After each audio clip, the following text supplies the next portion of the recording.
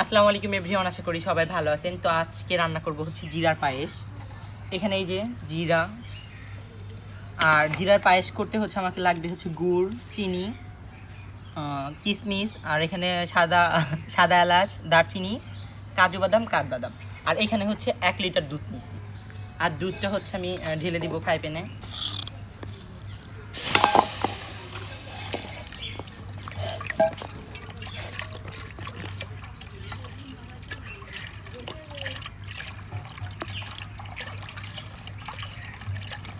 গাভীর খাঁটি দুধ। দুধটা আমাকে ভালোভাবে জাল করতে হবে। এখন একটু ঢেকে দিলাম। এখানে আমি 3টা এলাচ নিয়েছি আর 2 খণ্ড দারচিনি দিয়ে দিলাম দুধের মধ্যে। দুধটা ভালোভাবে জাল করে নিচ্ছি। আর এখন হচ্ছে জিরা পিঠাগুলো দিয়ে দিতেছি। এটা জিরা পিঠা না, জিরা পায়েস বানাবো। কি হবো না, দলা ধরবো না, ভালোভাবে নাড়তেছি না। দেখেন ভালোভাবে হচ্ছে ফুটে আসতেছে। এখনো কিন্তু আমি হচ্ছে এর মধ্যে হচ্ছে চিনি দেই নাই, চিনিটা হচ্ছে পরে দিব। আরও দুধটা আমার অনেক ঘন হয়ে আসছে আর জিরা ওগুলা হচ্ছে ফুটে গেছে। এখন হচ্ছে চিনি দিয়ে দিব। হাসিস কেন তোরা দাসিরা? জিরা এটা আস্ত জিরা, এটা পিঠা জিরা, এটা পায়েস জিরা।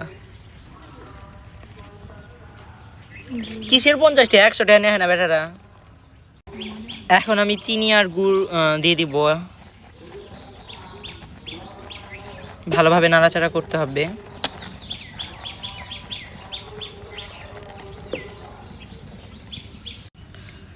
এখন আমি কিশমিশ, কাঠবাদাম, কাজু বাদাম দিয়ে দিতেছি।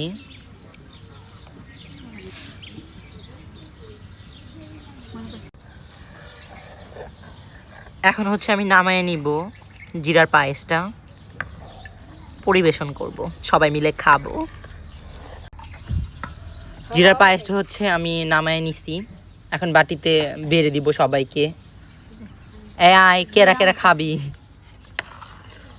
আর আপনারাও যদি কেউ খেতে চান তো অবশ্যই হচ্ছে আসবেন, আমি রান্না করে খাওয়াবো নিজ হাতে।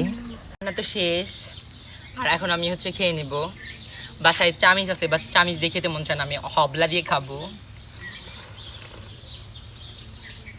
অনেক অনেক মজা হয়েছে।